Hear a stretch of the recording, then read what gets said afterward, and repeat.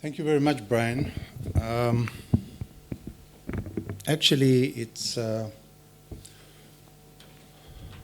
it's always difficult to follow you. Not to follow you, but to follow after you. Because you have this unique ability to take a very complex subject matter and to put it in its right framework and create a very effective discussion.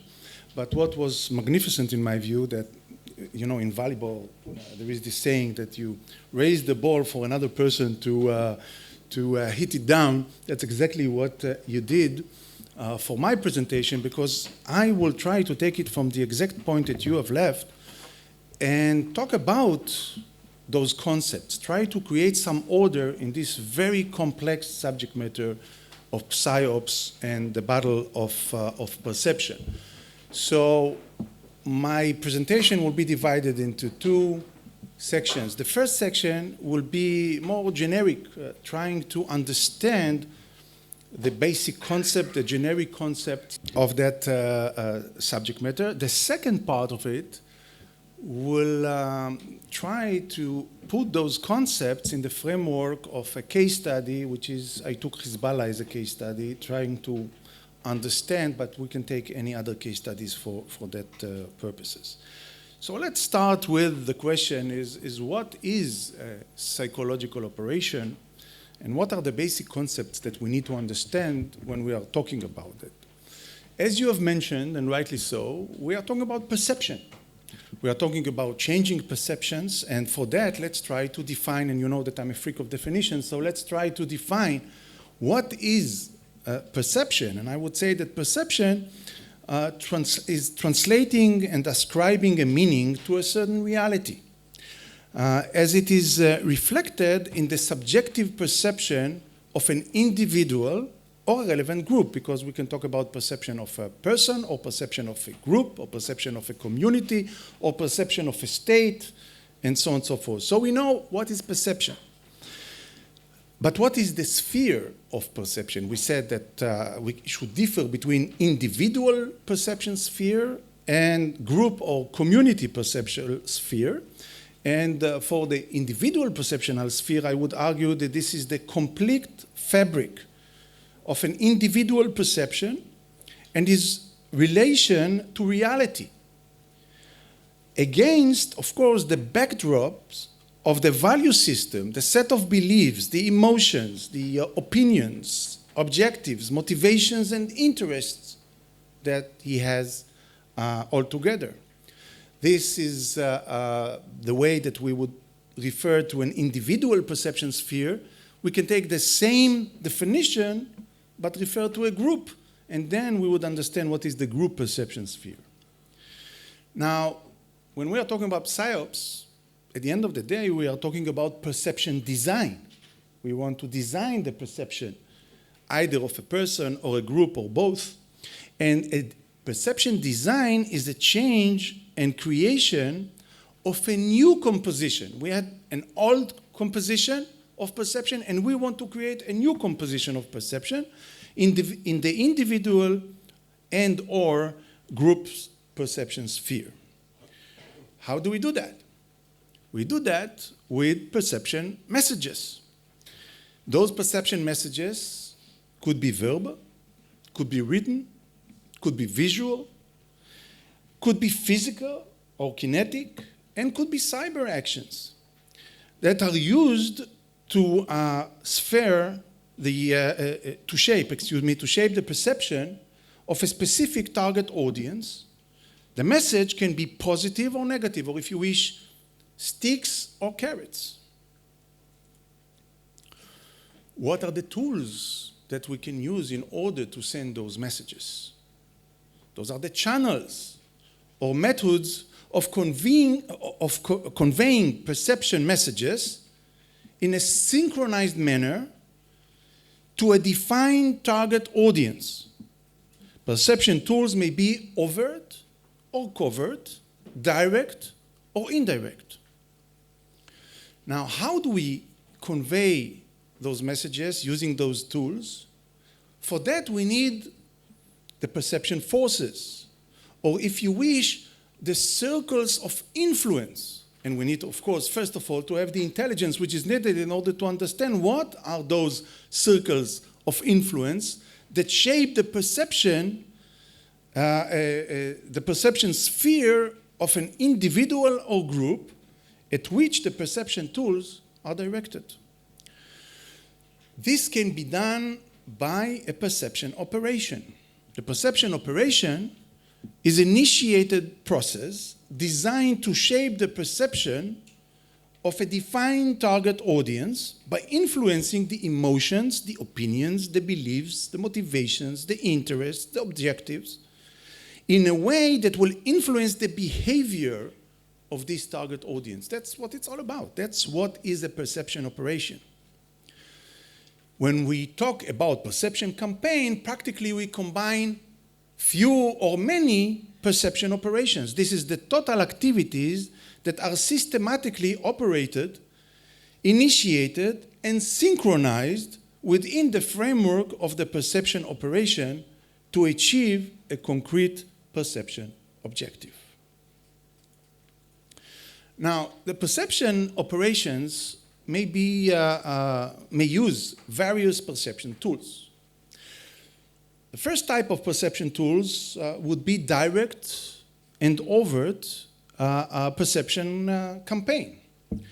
Those are perception messages which are conveyed to the target audience when the objective of the change in perception is declared and overt. What do I mean by that? This type of operation, in this type of operation, the target audience know who is operating this activity and what is the end goal. We don't hide that. What is the end goal that you are trying to achieve? Those could be messages, verbal, written, visual, as well as action carried out in this campaign. They can be, again, positive or negative, carrots and sticks. Examples of carrots could be benefits, investment, construction, improvement. You can send those messages by bringing those carrots to the target audience that you want, or they could be negative, sticks. They could contain confrontation, war, operation, military operation, threats to damage the other side, and so on and so forth. But this is overt. The other side knows who's saying that, why saying that, and what he's trying to achieve in doing that. In contradiction to that, we have the indirect and covert perception campaign. This is psychological warfare. The previous tools are not psychological operations. They are quite clear. The psychological warfare is when we are using those indirect and covert perception, and which may include, again, messages or actions designed to bring about a change in perception using manipulation, as you have mentioned, because when we are talking about those Psy-Ops, at the end of the day, this is manipulation of perception. The objective of the change in perception is not declared and not revealed to the target audience. But here we could have two sub-type of operations. The white psychological warfare, in which the source is known to the recipient. He knows who is conducting this manipulation, but he doesn't understand or doesn't know what is the manipulation. Or black, when the recipient doesn't know not only what is the manipulation, but also who actually conveyed the manipulation and what is trying to achieve in that. Now, that was quite generic, descriptive definitions. Let's try to put it in a diagram. I like diagrams. So, we are talking about reality. And I use the term, is it objective reality? Is there any such a thing as an objective reality? This is a philosophical question. I would leave you with this question. But let's agree that there is some kind of a reality. The reality is always being translated in the individual subjective prism of every individual. So what we refer as reality, at the end of the day, it's the perception of reality that we have, which is an outcome of our value system, our set of beliefs coming out of our culture, religion, education, history, experience, worldview, and so on and so forth. And of course, at the same time, based on our set of interests, personal, family interests, community, state. All of those are shaping our subjective perception of reality, and the subjective perception of reality in many cases is different than what somebody referred to as objective reality.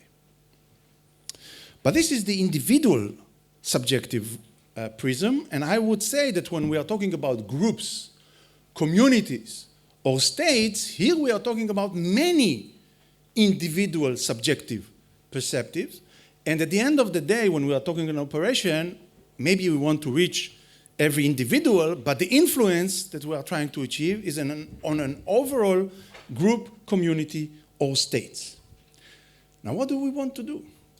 We want to have a perception operation or a campaign that will combine perception tools and perception messages in order to influence and design the perception of this community. What are we trying to achieve here? We are trying to change the end goal of the perception. If the previous perception, the subjective perception of the person was aiming that way, we want to change the angle of his perception, the perception of the group, the perception of the state, and so on and so forth. This is the goal of the perception operation and perception campaign. And this is how you measure that, by the way. And how do we do that? We do that by understanding and analyzing the perception forces, the circles of influence on the individuals, on the group, on the community. And this could be, of course, a very large number of entities that might influence the individuals, the group, or the community. I use here the symbol of pendulum or Newton cradle because that's the whole story. You are trying to, understand what are all those balls that will influence the last ball that you are trying to change his behavior. And then you should calculate how do you create this pendulum in a way that one force will act on another force, will act on the third force, and at the end of the day, you will get the goal that you are trying to achieve in the perception change and design. That's a generic observation, if you wish. Let me try to explain the complexity of this generic observation with a case study of Hezbollah. We can take any other organization, we can take states, we can take private companies, if you wish, for that matter, okay?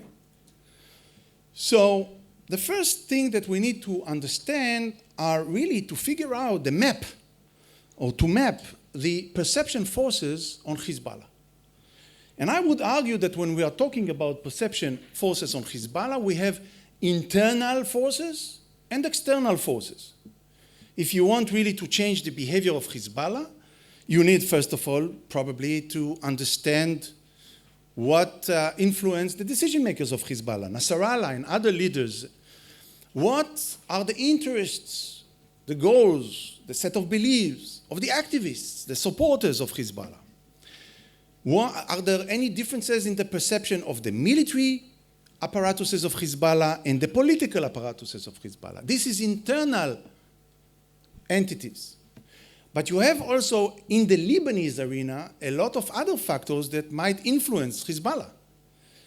Governmental institutions, ministries, parliament, and of course, as being ethnic divided state, other ethnic parts of the state, Druze, Sunnis, the Shiite community, which is actually the basis of power of Hezbollah. All of those does have some more, some less, influence on Hezbollah. But this is in the Lebanese sphere. Hezbollah is also influenced externally by another type of circles of influence. And here I'm talking about other Shiites. First and foremost, Iran. And there is a debate, of course, how much Hezbollah is Iranian puppet or really a Lebanese separate entity. And all the Shiite communities around the world, in Iraq, other places.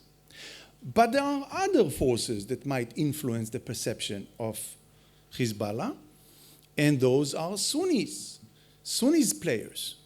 I would talk about Saudi Arabia. I would talk about Gulf countries, Turkey, and other Sunni elements. And on top of that, other external perception forces would be Western countries, United States, the EU, France, Israel, the UN, and Russia. And probably there are others. I just collected the main one in my mind.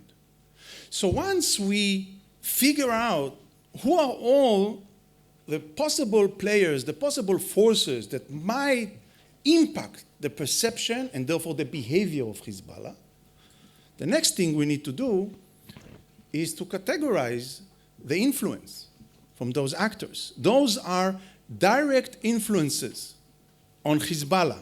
The red reflects probably a negative interaction, and the blue reflect a positive one. One could even add to the arrows, if it would be wide, it would be strong influence. If it would be narrow, it would be short influence or narrow influence altogether. So those are the immediate direct influences on Hezbollah. But I, for once, believe that Hezbollah is dominant and actually influenced by Iran. So I ask another question, and what are the influences, the direct influences on Iran? Because if you would be able to influence that, you might have a very good way to influence the behavior of Hezbollah. And those are the direct influences on Iran. And more interesting, and definitely more complicated, is trying to understand the secondary influences. How does United States influence France that might influence Israel or might influence the Lebanese government? And how can Russia influence Syria that will influence Hezbollah? Those are secondary influences. And I will conclude with that, when we are talking about the overall map of influences on perception, it's of course the combination of all of the above, which are secondary influences, direct influences on Hezbollah, and direct influences on Iran. Is it complex? Yes, it is. But that's the fun. I mean, without that, what do we have to do? So I wanted to show the complexity of the subject matter that we are discussing, the Psy-Ops. I wanted to explain how it's important to identify all the circles of influence. I wanted to give you an example of how a design of a perception campaign should be and how it should combine covert and overt activities, sticks and carrots, in a synergetic effort that at the end of the day will create this pendulum impact that will influence the behavior of the target audience. Thank you very much.